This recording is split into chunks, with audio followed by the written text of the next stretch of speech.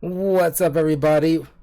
We'll be covering the last movie to celebrate July 4th month with American icon.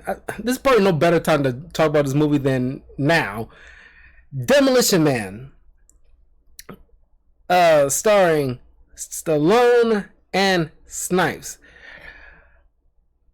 And honestly, God, I love when an actor who plays mostly action heroes try out villain roles, and almost all the time it works out pretty dang well. And this movie has been such a it didn't do well at the box office when it first came out because people at the time didn't understand the nuances. They had no clue. None of us had any clue about how true this movie has been to society as time went on than modern times now. We didn't have no clue back then. It took time for us to realize this. I think this movie rings more true than even Idiocracy. And we'll discuss it once I get down to the nitty-gritty of the film. But like the video, share the video, follow me on my YouTube and Twitch channel, Talking of Carl, as we get down to the review. So this was directed by Marco Brambilla. It stars Stallone as John Spartan, total action hero name. Wesley Snipes as Simon Phoenix. Sandra Bullock as Leanna Huxley, Nigel Hawthorne as Dr. Raymond Cocteau, Benjamin Bratt as Alfredo Garcia. That was a name. Dennis Leary as Edgar Friendly, Bill Cobbs as Zachary Lamb, Bob Guton as Chief George Earl, Glenn Shadix as Associate Bob, Trent Walker as Bogogard, Troy Evans as James McMillan. And get this, a very young, early in his career, Jack Black as just Wasteland Scrap number 2. And as an extra. Jesse Ventura as Adam, a henchman of Phoenix later in the film. Little factoid here: Jack Black being hired as him and his friend being hired as to play extras in this film. Because I learned this years ago when he was talking about this on one of those GQ or Insider type of videos, one of those kind of things. He was talking about his previous films, and he had a bit role in Demolition Man. He discussed that he and his friend was called on to show up on set. And now they've been filming for weeks and weeks, and they've been just standing around, sitting around, waiting for them to shoot their scenes. And of course, according to Jack Black, no reason for him to lie about this, he expressed that, wow, we were just sitting there for days, never been called on, just to be told to go home, they're done filming for the day, and they never shot their scenes. It's been done so much, one day they figure, they'll probably just do the exact same thing. They won't miss us. Him and his friend went out to go drink or something. They just went out to go have fun. And they end up getting in trouble by the director. They sent people on set was calling on, like, hey, where's these two supposed to be on set? Where are they? And since they had to rush back and they had to waste time waiting on them to come back, they Jack Black and his friends supposed to have speaking lines in this because he's supposed to play like associates working for Edgar Friendly. So their speaking lines got completely cut out. So they're just shot just standing there. So I imagine back then they got an earful from the director and other PAs or whomever was running things on the set at the time. So obviously, no one wants to waste time while filming because time is money kind of thing, and having to wait for these guys to get back. Obviously,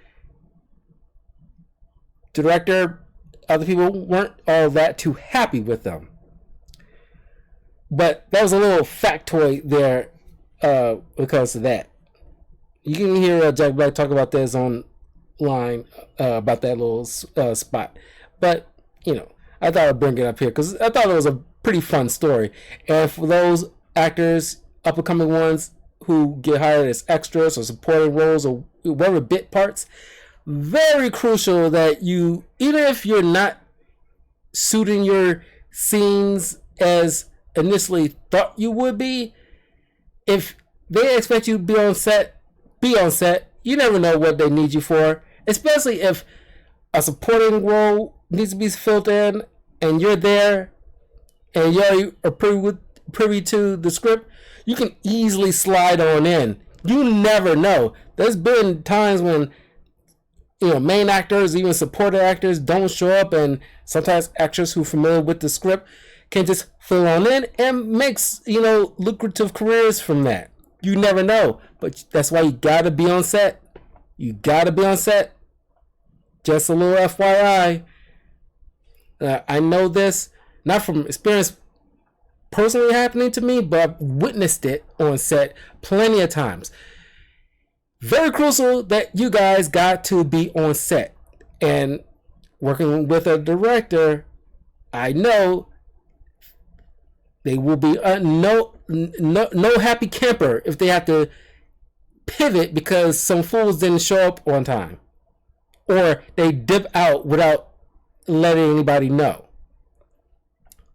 They'll be none too pleased with that. Anyway, so let's get to the trailer so we can talk about this film.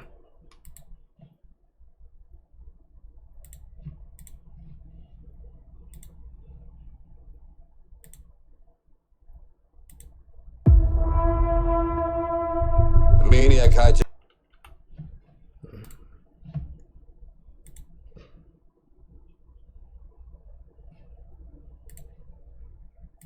and bus with 30 passengers on it.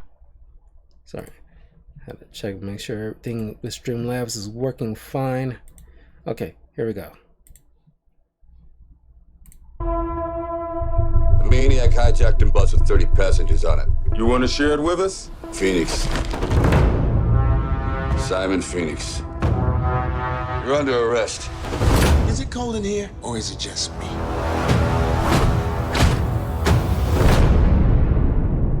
John Spartan, you've been sentenced to 70 years for the involuntary manslaughter of 30 innocent civilians. This morning, Simon Phoenix escaped from this cryo facility. Simon Phoenix is an old-fashioned criminal.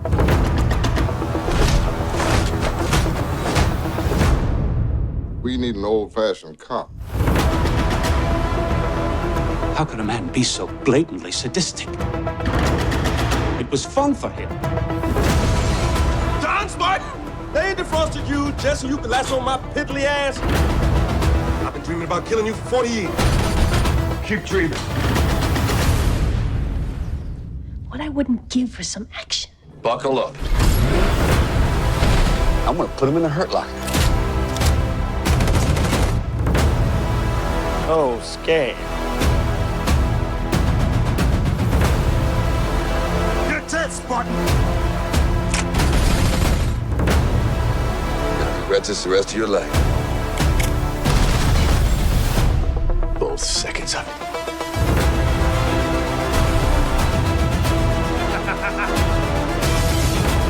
Let's go blow this guy. Away. Blow this guy away. Whatever. Oh, hell.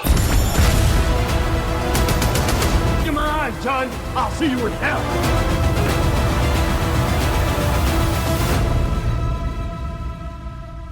See you in a few minutes. They call him the Demolition Man. Oh my god, this movie is still so freaking good. Oh god, I love this freaking film. So there's so much, commentary behind this film that it took two books, one of them written by H.G. Wells, to come up with the premise of this film about a not dystopia future, but just a very sanitized future. We'll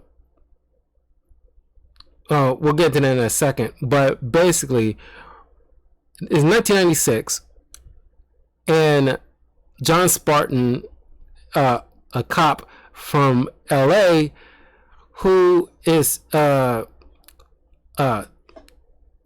took it upon himself to go after this dangerous criminal Simon Phoenix, who's pretty much like a Joker level psychopath. So when word gets out that Simon Phoenix kidnapped a busload of hostages, and John solos his way into the building where the cops had the place surrounded, he gets in and confronts Phoenix, who, apparently to John's perspective, they're not there. So he had no qualms, taking a fight to Phoenix, and before the place explodes, get him out there so he can be arrested. He called himself, he was dubbed the Demolition Man because when he's apprehending criminals, it's almost always ends up in some kind of property damage. But when we discovered there's a bunch of dead bodies underneath the rubble, the cops are under belief that pretty much like buying what Phoenix is selling, where it's like, oh, I told him where the houses were. He said he didn't care. It's like, why would you listen or at least believe anything that comes out of this psychopath's mouth? So, because I guess it's not the point, but you would think that, okay, any decent lawyer and forensic team could, once doing a thorough investigation, can deduce that these people weren't killed by the explosions and rubble. Doing autopsy on the skeletons or whatever left of it, there would have been like, I don't know, gunshot wounds or something like that happened, and then like all the other flames and debris happened post-mortem. So it will at least bring the question up, like, okay, I was like, there's no way, because they said the sensors didn't pick up any other people outside of Phoenix and his crew, so there was no way for Spartan to know that the hostages were still there, because they weren't there, because they were dead already. So their bodies are obviously cold, so they didn't pick up any heat signatures. So it's like any good lawyer will at least keep him from being put in prison. At most he was negligent by just hopping in guns blazing without doing more thorough investigation or whatever. But just, it's like, wow, like I said, it was one of my biggest issues. Is just like they could not find a more organic way to put him in cryostasis to be unthawed later in the future. It feels very like, I was like, if you put more thought into it, anybody would say, where is this lore? Because this seems like, you know, not only buying the word of a known criminal, but any good forensics and team and lawyer could easily look into this and see, like, yeah, this is a bunch of bull crap, that these people were already dead before John even got there, so he didn't know, or nobody knew they were already dead, because they were. So it's like, it was trumped up charges. Whatever. That's probably my biggest issue. They could have figured out some other way that seems more organic for him to get locked up. Anyway. So, he sentenced, him and Phoenix are sentenced into a year, like, you know, like a few decades in cryostasis until parole can be brought up. Don't know, they never fully explain why they have this technology, but it's whatever. It's, you know, sci-fi. You don't need everything explained. So it's years in the future, 2030 or 2032, something like that. And Phoenix is being brought up on parole, and once he's unthawed, he breaks out, kills the guy in charge, takes his eye so he can let himself out of the facility, and steals a car. Now, in this seemingly utopia where everybody is so doggone passive, crime has been pretty much neutralized. Everything's so neat, clean, and people are just so, like I said, passive.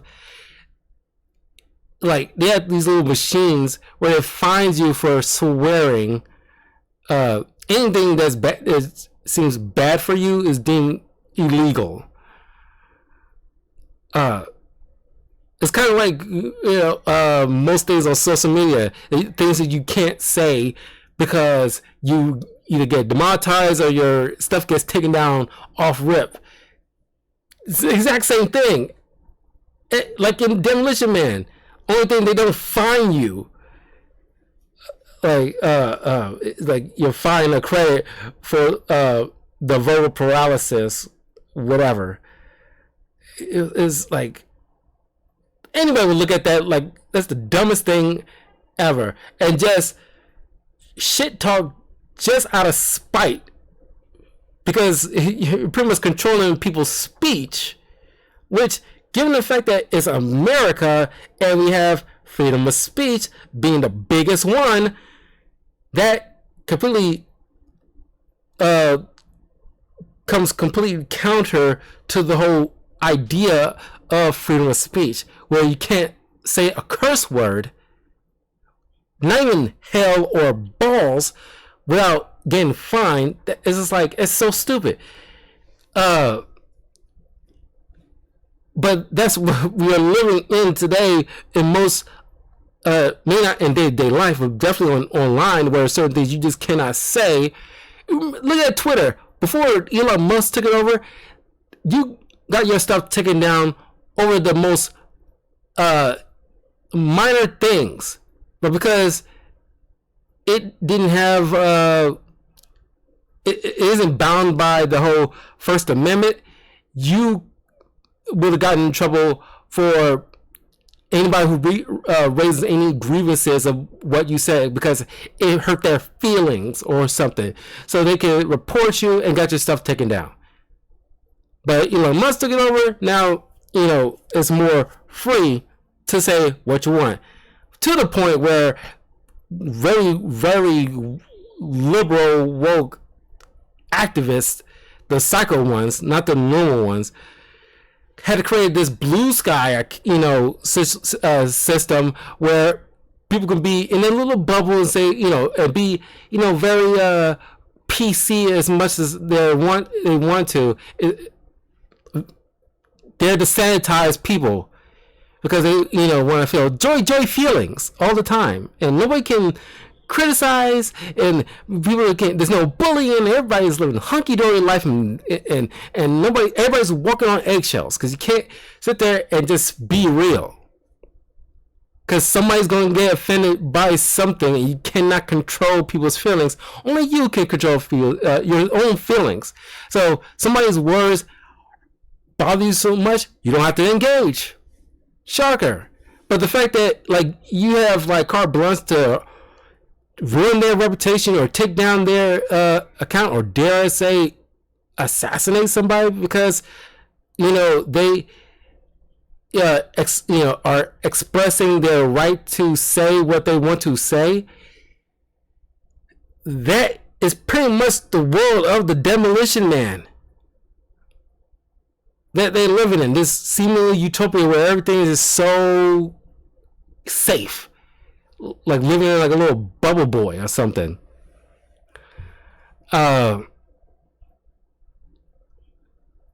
We meet Lieutenant Huxley, who is nostalgic for the earlier 20th century, where we had action stars and things that's expressive, fun, toys that isn't. They have, because the only toys that are allowed is educational ones, so you can't just have dumb fun no more. Where she had these those prank things with the tube where you open up and snakes pop out. Those would be not for educational purposes. You got posters of action movies like Lethal Weapon. Things that's the way we kind of looked at the Old West is how she looked at the 20th century. Where people just go after the bad guys and stop evildoers. It's just how you look at the westerns or superhero films, where there's clear good guys and bad guys, and you ignore the red tape in order to do what is right kind of situation. And don't get me started on the music. Only music that are deemed allowed is pretty much show tunes or the commercials, the Oscar Mayer hot dog song. Little music like that is the only ones allowed because it's it's only positive. So there's no country, there's no rap, no hip hop, no R&B, there's no rock and roll, there's no heavy metal. None of those genres apparently is allowed because that's deemed, I guess, offensive or dangerous or mean-spirited or something like that.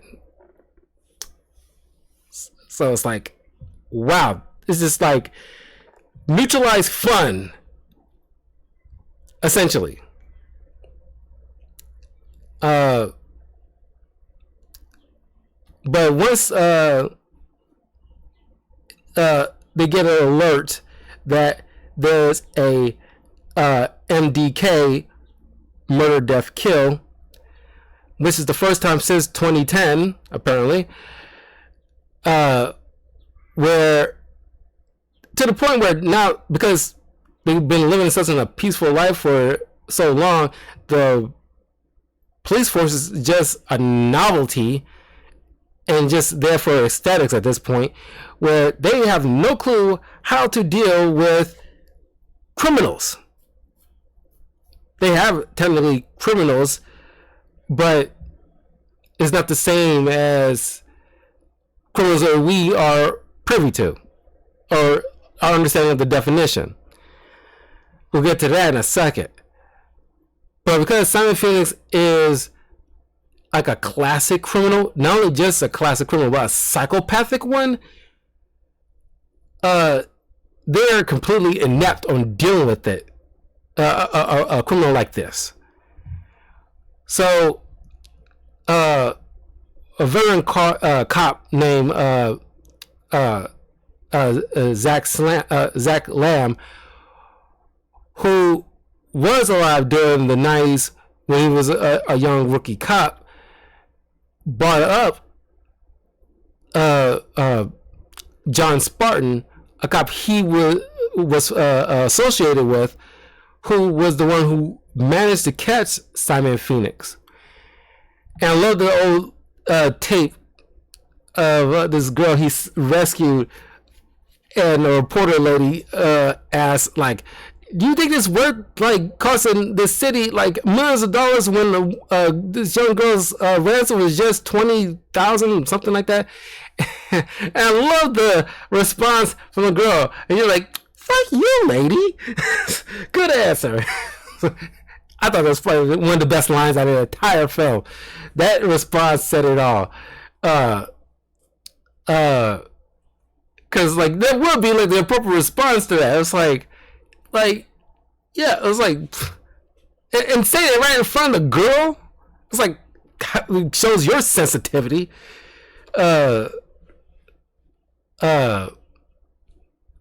Anyway,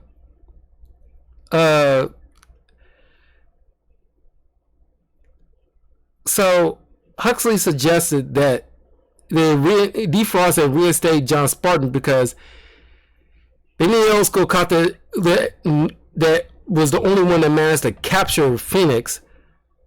So they ended up bringing him out of stasis and completely befuddled about the world he's in now, and the fact that his wife long since died.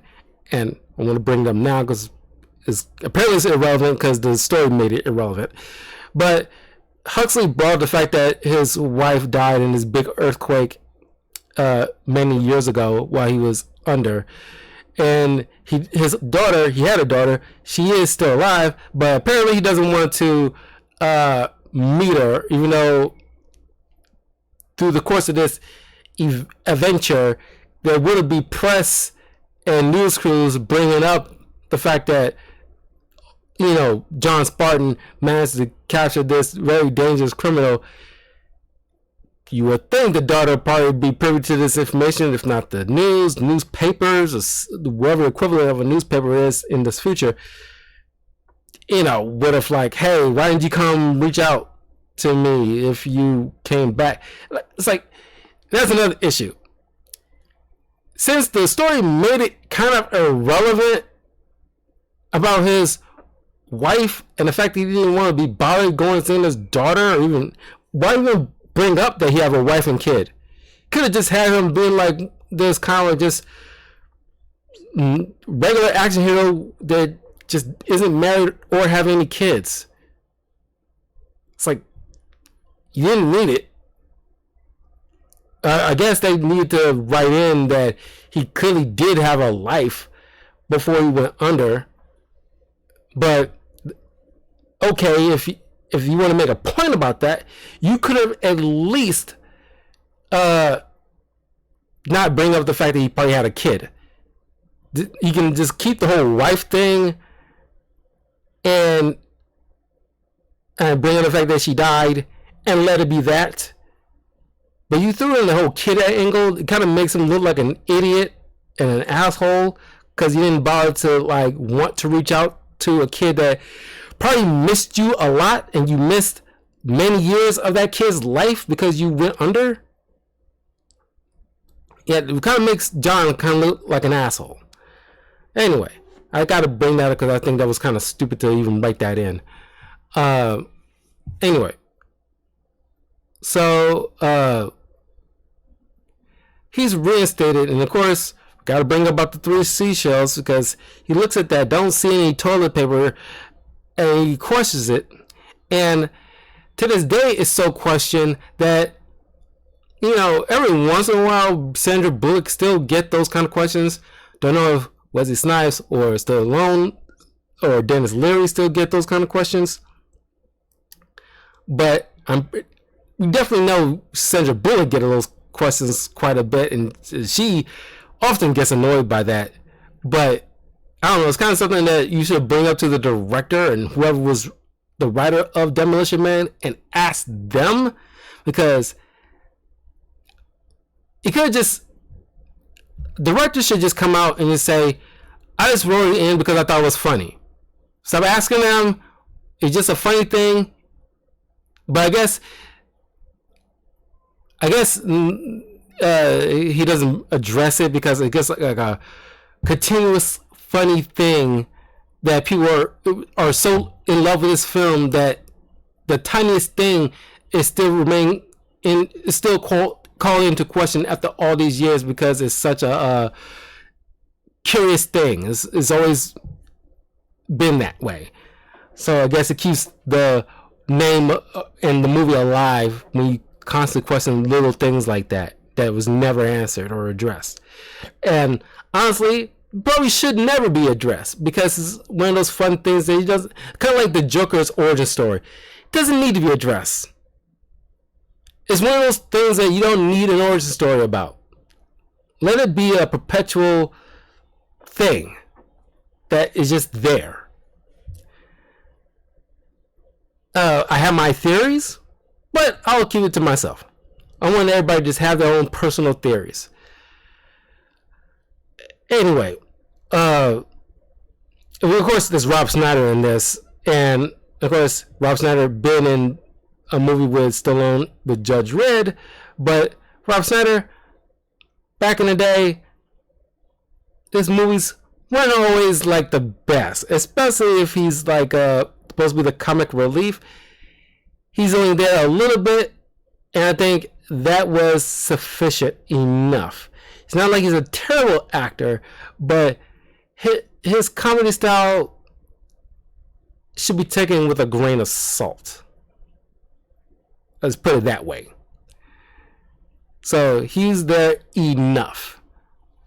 Matter of fact, we only see him like a little bit in the first act. He never is brought up again.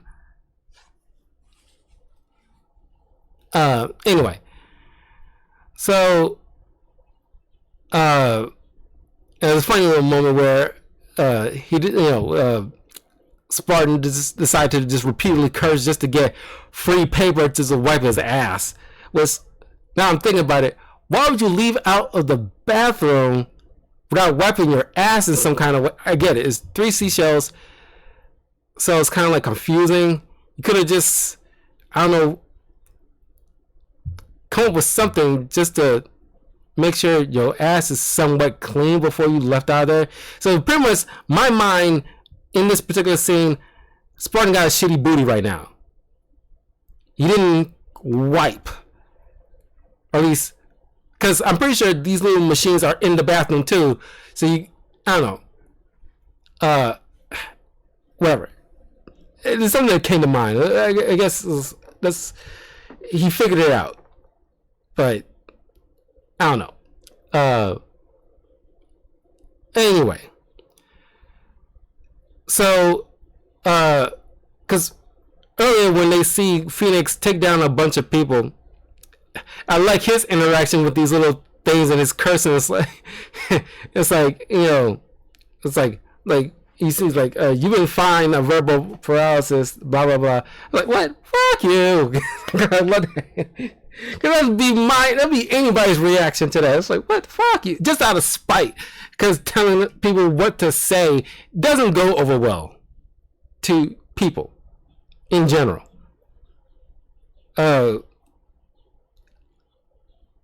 Anyway, especially when it comes to Americans, the fact that we live many years with the rights that we have, such as freedom of speech. So you think like people in general don't like to be told what to say? Americans definitely do not like to be told what to say, especially in our own freaking country. So that'll be the appropriate response from Phoenix. Anyway, the chief theorizes, oh, yeah, he'll just be trying to start like a drug business or something, and Spartan's like, no. The first thing he would want is a gun, and the chief is like, well, it's only, and who's pretty much like a hard ass the entire time, because you always got to have those hard ass type of chief of police in these type of films. He points out the only way you can get a gun is at a museum. So now they end up going to the History Museum where Phoenix is there, and it's like, you just love these interactions between Spartan and Phoenix when it comes to these modern day people, where Phoenix is trying to break in to this case filled with all these old school guns, and this museum, I'm pretty sure he works for the museum, and he walks up to him and it's like, what seems to be a boggle? My boggle. So he uses this guy to throw him into this glass wall to finally shatter it so he can get all these guns. And it's like, I imagine, just like with Batman Beyond with certain dialects, why aren't we saying that nowadays? Because it's technically the future. Why we're not saying things like sway or what seems to be a boggle? And also, maybe it's because after the pandemic, you would think they'd be doing high fives like they do, where it's like barely touching each other. It's like doing this. And it's like, yeah, I'm shocked we're not doing any of this stuff. At least these little things that I'm bringing up. Because I'm shocked that we don't have hoverboards like in Back to the Future. Anyway. So,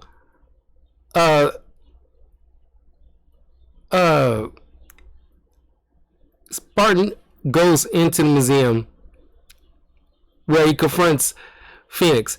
They have like their little one-liners at each other and trying to take each other out. Fun little action moment here. But Phoenix manages to escape, and he confronts this pretty much like the mayor, or essentially of this. They make it seem like this entire utopian area of San Angeles, which I guess pretty much is, because after this massive earthquake in 2010 that ravaged California, the landmass, I guess, got combined, so San Diego and Los Angeles becomes San Angeles. So Raymond Cotto pretty much was the founder of this utopian society of just seemingly just, I guess, California. Don't know about any other place in the U.S.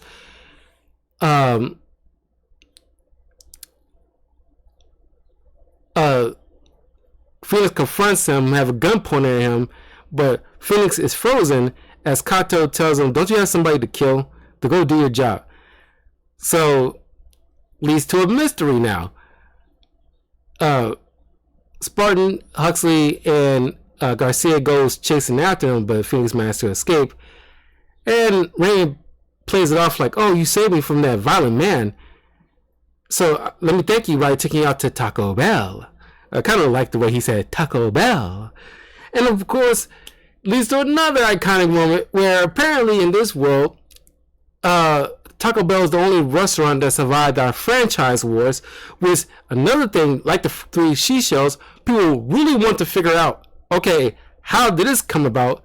Is it kind of like, remember like a while back where all the CEOs for these fast food chains keep trying out their own food, kind of mocking the McDonald's CEO because he acted like he didn't like this new burger that he tried to market.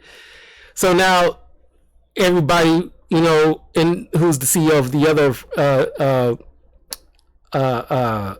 fast food chains trying out their own thing. It was kind of fun for a while, at least for me. I really enjoyed it. It was kind of funny. And I was kind of hoping they keep going because like we had too many fast food chains for it to stop, really. So I was kind of wondering, is this the franchise wars that is kind of kicking up now? Because honestly, I want to see Taco Bell try their little food now. But anyway, you would think, okay, no way in hell that Taco Bell out of McDonald's, Chick-fil-A, hell, even Wendy's, would Taco Bell beat any of them. Now, Taco Bell would beat Checkers because Checkers is kind of played out of a restaurant. But anybody would think of at least 5 other restaurants that will probably be main contenders in these franchise wars, and honestly, Taco Bell wouldn't approach the top 5. It'd probably be top 10, but definitely not top 5. You're thinking of something like, like I said, Wendy's, Chick-fil-A, McDonald's, In-N-Out. You think of Carl's Jr. maybe. What other ones? Jack in the Box. Five Guys. KFC. It's like, I definitely believe Taco Bell will beat out Shake Shack. But more often than not, there is like at least 5 to 7 other restaurants that you will definitely Pizza Hut. Well, you will definitely buy will be like the main restaurant to win these franchise wars. And I get maybe Taco Bell's the only one that actually was helped funding this movie, so of course they have to be the one to win the franchise wars. But I'm thinking like, okay, you maybe couldn't get McDonald's, and of course Chick-fil-A wasn't like a big name at that time, but you got Pizza Hut, you could have gotten KFC, that you as an audience member will believe way more winning the franchise wars before Taco Bell. And I'm not really shitting on Taco Bell like that, but I'm just saying, out of all the fast food chains, it doesn't breach the top 5. I don't know, that's just me. I know there's probably people who really like Taco Bell, but it's like, out of all these other ones, it's definitely not beating McDonald's. Let's be real. And for me personally, to win the franchise wars, it will come down to between Chick-fil-A and McDonald's. Those are the top 2 main contenders I will want to see who will win out in these franchise wars. Personally, that's what I think. Anyway, so Huxley and Spartan meet up at the restaurant where essentially Spartan is there to get mocked by these frou-frou ass people, calling him like a barbarian and a dinosaur and all these little. It's like this dude essentially, save what essentially is your mayor, and you invited him just to insult him? What the fuck is wrong with y'all people? And I like his I would say retort, but pretty much like like I have a life, like I went to stop a criminal and I got put on ice for my troubles,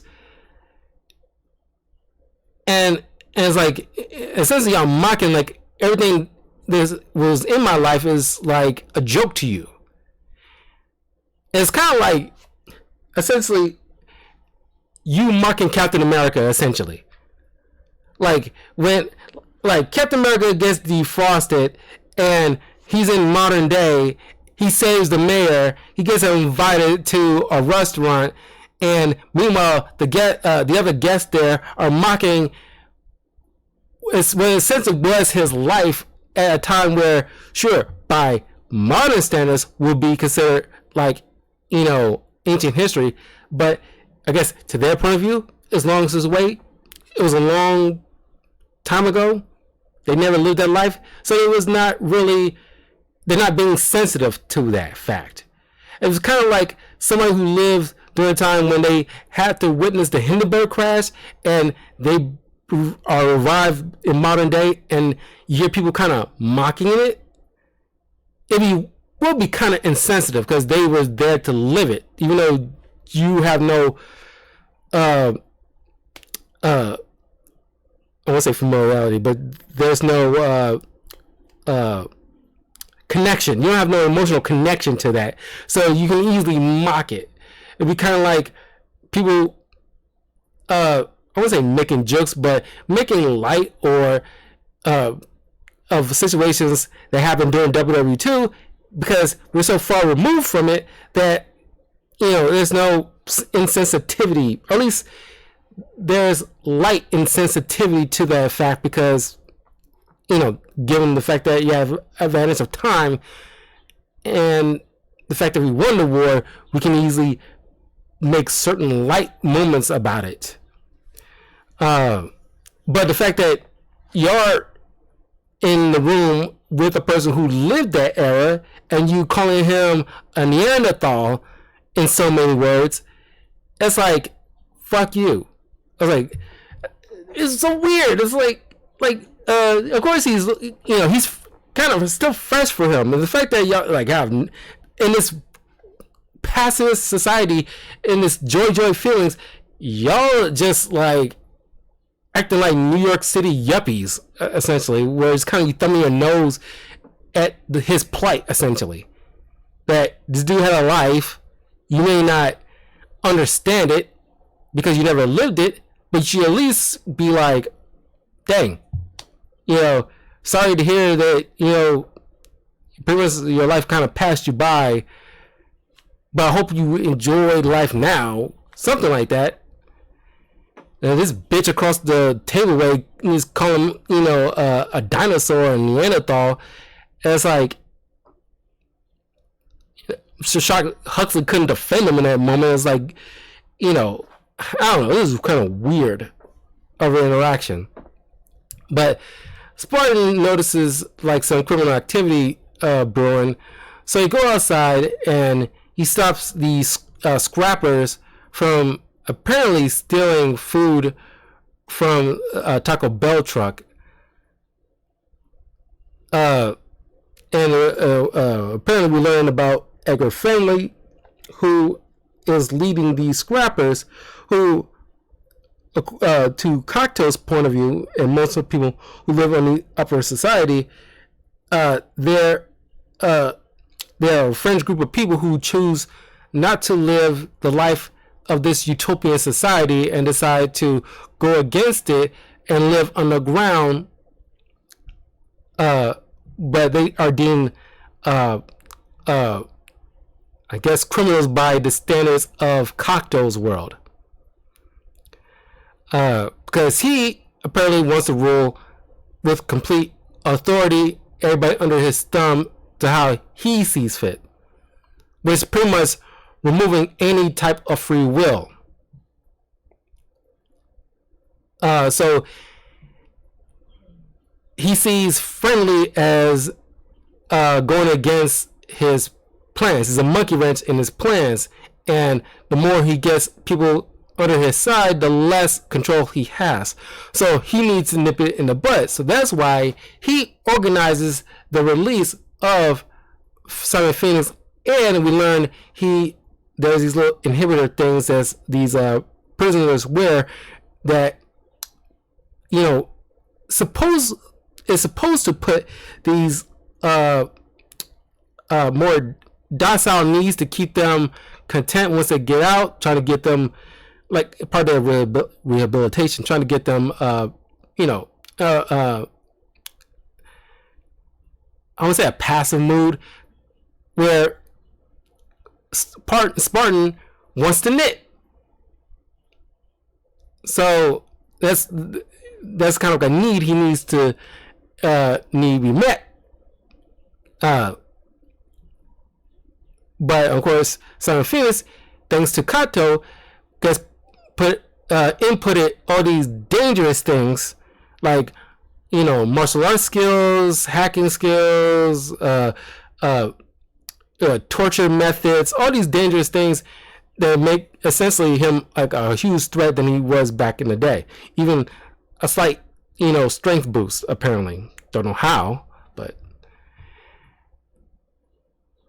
so while Huxley is just like overjoyed and like, you know, was drinking up the action that she sees Spartan lay down, and John's like, you know, this isn't the Wild West. Even the Wild West wasn't the Wild West. It's not fun to hurt people. Sometimes it is, but you know, most of the times no. Only, you know, I don't go after people who are just trying to feed, you know, their families.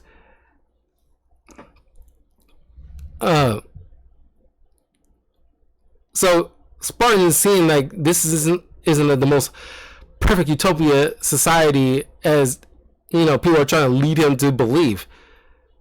There's people who can't make choices for themselves to lead the kind of life they want to lead,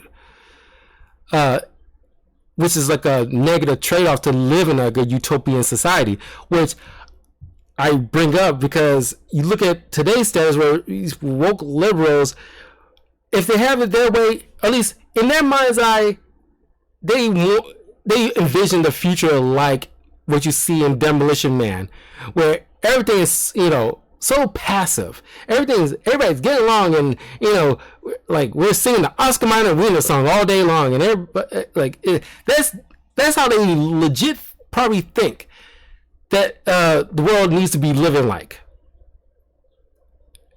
And honestly, that's no way to live. You pretty much robbing any sense of joy. What they deem to be bullying or whatever things that they deem negative, more often than not, it's kind of things that make life worth living. No one wants to walk on eggshells. No one wants to be controlled. You may not like certain things people say. You may not like certain choices need to be made, but there needs to be a balance. I'm not saying like you go full chaos, but you know, there's like nuance that both sides need to understand. No one wants to live in like there's no such thing as a perfect utopia. Otherwise, it's a boring ass life. And it'll be inevitable to have somebody like an Edgar Fenley, or even to the first extreme, Simon Phoenix, because there's always going to be a counterbalance. It's kind of like with the, you know, the Dark Knight, you know, where like Gordon talking about they buy automatics, they buy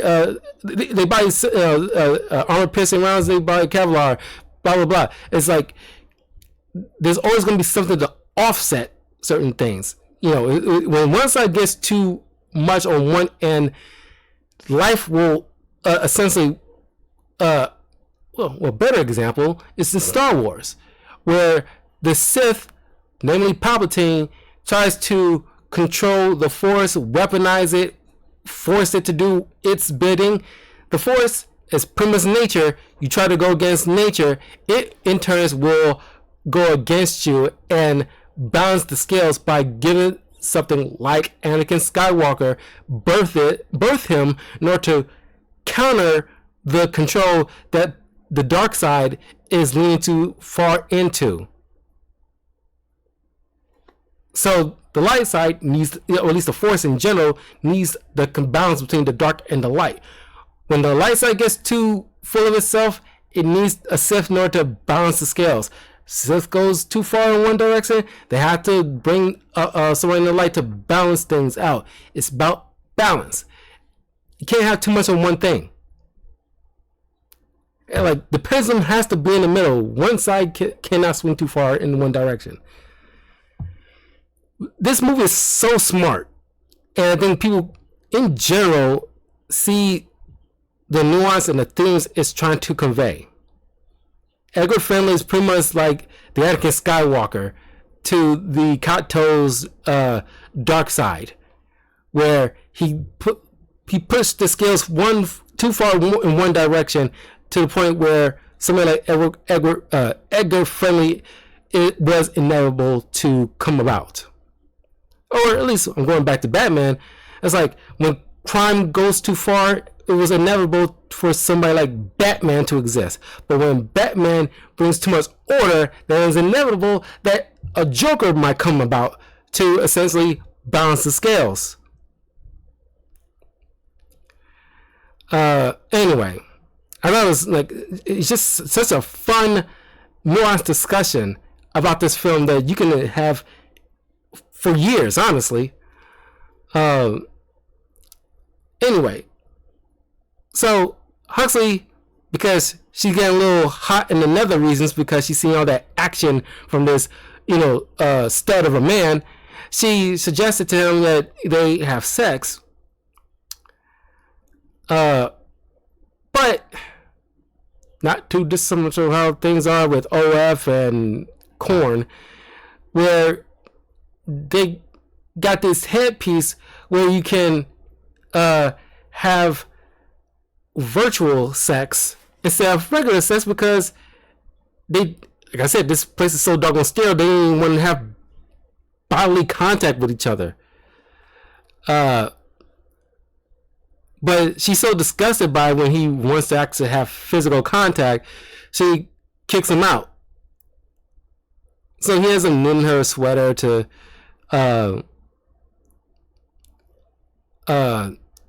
as an apology. When they come to realize that rehabilitation chip inputted certain traits in Simon Phoenix while he was under, only person who had complete control of that was Kato. So to confront him, but since they had no evidence, they couldn't really bring him up on charges. But of course, Kato didn't find that too thrilling, so he wants Phoenix to get rid of him. So Phoenix wants Kato to release some criminals that would be malleable to him. Nobody from New York, because they're too uptight, apparently, even though he played a villain in New Jack City from New York. So he pretty much got some band of criminals from his era. So he will take out not only Friendly but Spartan at the same time.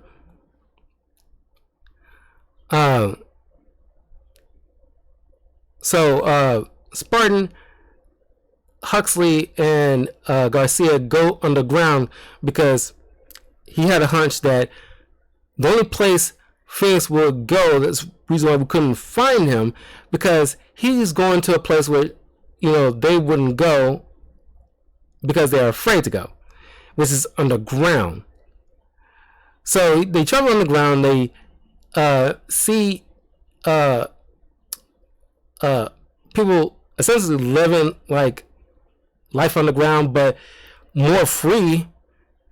People are barbecuing rat burgers, honestly, because it's meat being illegal. They can finally eat honest to God burger. And honestly, I feel Spartan in this moment, where just having like a burger and a beer is probably the pitch perfect of an American freedom there's ever, like a perfect example. The only thing can make it better is like a warm apple pie, just to really lean into the theme of the month, like just freedom to just, I want to enjoy a beer. It's like you see Edgar Friendly as he confronts, like, as he goes into this kind of crazy rant, because they got Dennis Leary, who is known for his comedic rants.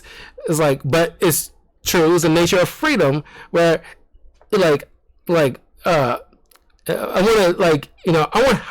want high cholesterol. I want to be able to, have eat buckets of cheese or do whatever, smoking a cigar. Why? Because I might feel the need to.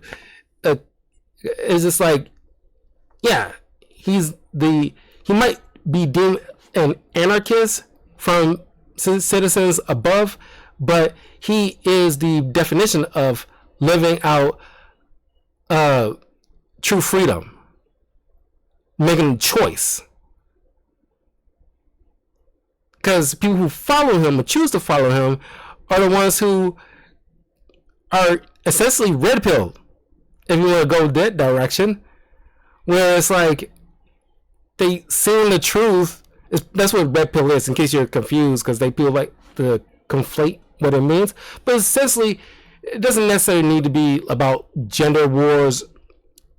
It can be about politics. It can be about darn near anything, that you're waking up to the truth about something that you were, had this rose-colored glasses about in terms of how you lived. But now, once those shades are off, you come to realize, dang, that's, this is not as like peachy keen as I once thought it was. It's kind of like the Wizard of Oz, when you figured out that the wizard was just a man. You can't go back once you know what the truth is. And that's what a lot of these people who are following Friendly are. It's people who are just realizing, yeah, I'm feeling confined. I'm feeling caged. I'm feeling, I can't breathe. I want to be able to eat a steak. I want to do something as simple as eat a steak without it being like against the law. I want to be able to swear what I want to swear if the need arises and the situation calls for it. I don't want to be, my tongue tied all the live long day. And it's honestly very real and perfectly understandable. People don't want to walk on eggshells. We've been living like that for the longest time in the past handful of years, especially around 2020 and 2021, where people getting canceled left and right for things they said years ago, or being called misogynist because they want to critique certain things that some women have done that needs to be called into question. But because it hurts people's feelings, they want to take it all down or call them an ist or a foe because it's gone too crazy. But then Phoenix and his cronies find them, start shooting at them. Even though they had clear line of sight, they got the complete advantage here. Somehow don't hit any doggone body.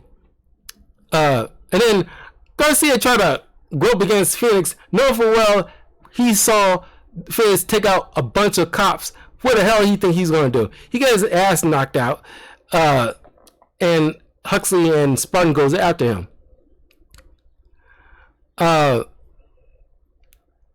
They steal these classic cars to go after Phoenix, who steals Huxley's car, and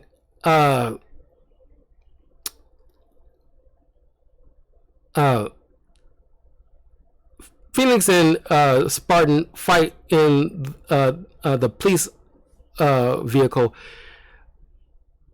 Spartan tosses his ass out. The car crashed and the safety foam deployed to keep him alive. So I love this part when because I don't think people really bring this up, but it's something that like dawned on me. I watched this like a bunch of times, and it just now dawned on me with this subtle line that Phoenix gives Kato when he confronts him again. And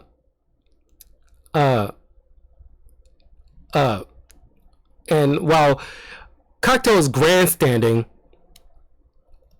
Phoenix points out to Kato, you can't take anybody's right to be an asshole. And the fact that this is like a psychopathic villain, and he has to, even he has this kind of, acknowledgement of the fact that, like, this is like, this is not right. He's like, this is not cool. You can't take, because he's like, he has a right to be an asshole, and he's right. If you want to be an asshole, you have every right to be an asshole. You can't restrict people's well, you might not condone it. You can hold them accountable for it, but you cannot take their right away to do so. And in fact, this psychopathic villain had to point that out. Shows how far this quote unquote utopic society has leaned too far into, where you point controlling people's behavior and pretty much their choice of living.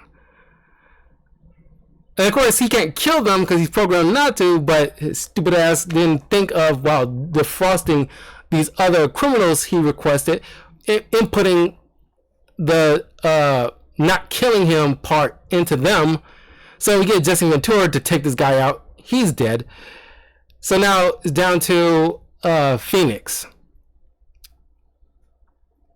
So Phoenix and Huxley take down some henchmen, while Spartan decides to knock her unconscious so he can have this one-on-one fight with Phoenix. So they're back at the cryo prison, where Phoenix plans on defrosting every criminal in this facility, which pretty much will lead to the entire city going into complete chaos, not unlike what we saw from the beginning of the film. So Spartan needs to stop him immediately. So it leads to this cool fight, no pun intended, and Spartan takes this canister filled with the freezing vial capsule. It breaks loose and freezes the area, giving John the moment to jump away in time, while Phoenix is frozen solid. And just a nice little callback to the beginning of the film, where Phoenix said, "I'll lose my head if it wasn't attached." He kept that in mind, knocks his head off. Oh, and also another nice little callback. Is it cold in here, or is it just me? Great memory. So, I think people's biggest, I mean, not a big criticism, but something they kind of point out, the fact that when this facility is blowing up, it's like only one spot is, set on fire. And honestly, the building should have been more blown up compared to the building in the beginning of the film, where it's completely in like a big old blaze. And we get something like this, feels kind of like very pitiful. It's like wow, it's like, did you run out of a explosion budget or something? Because like, why is this Timu flames? Why are we getting these Timu ass flames from a movie known as The Demolition Man? Anyway, so now that the threat has been neutralized, the police force and Edgar Friendly and his crew come up and confront each other. And honestly, I expected more from Spartan in this moment, but it's near the end of the film. They want to wrap this up, I guess.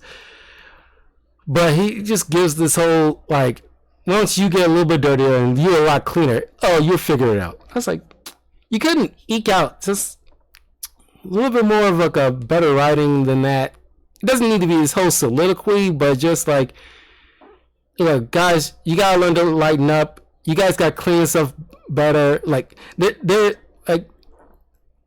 is some good stuff that came out of this utopic society where, people can walk the streets without getting harassed, and they're safer streets. But at the same time, you shouldn't be controlling people. They have their own choices. They gotta be able to live their lives. I don't know, something akin to that. There's great writers, at least back then they had great writers. They could have written something to make this like a nice little neat bow on this theme that's being addressed here. Not to say you need to solve the entire problem in one speech, but address the pros and cons on both sides. Anyway, Huxley and Spartan share a kiss. You know, you probably have a daughter you probably should be meeting up with, but whatever. And the movie ends. So that was Demolition Man. Honestly, still a whole lot of fun. Great things you can be talked about to the end of days. Great film. I love this film. I have my little nitpicks as I addressed here, but still overall an enjoyable film. And it's only getting better with time. Probably because you have two characters that are dated, where the backdrop of the movie is in the future, kind of helps with making it timeless. But yeah, so good. Highly recommend if you have not already seen it. Be hard pressed to find people who haven't seen this film, but it's definitely one of the best action films of the 90s, especially one of, honestly, should be in the top 5 best Stallone films of all time. Anyway, let me know in the comments below what you guys think, and I'll catch you all on the next one. I have some reaction videos geared up for you guys. Next week I'll start just regular movie reviews before we get into the holidays with like Halloween month, Thanksgiving month, and Christmas month. So I'm gonna get those rolled out pretty soon. So look forward to those. Take care. See y'all. And be well.